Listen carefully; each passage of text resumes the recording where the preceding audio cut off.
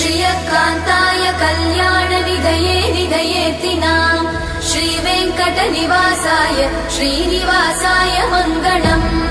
लक्ष्मी सविभ्रमालोकसुभ्रूविभ्रमचक्षुषे चक्षुषे सर्वलोकानां वेङ्कटेशाय मङ्गलम् श्रीवेङ्कटाद्रिशृङ्गाग्रमङ्गलाभरणाङ्गये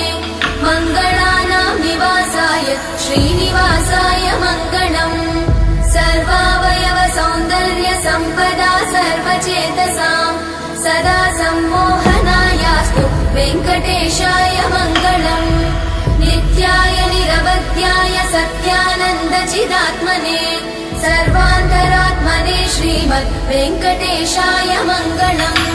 स्वतः सर्वविदे सर्वशक्तये सर्वशेषिने सुलभाय सुशीलाय वेङ्कटेशाय मङ्गलम्।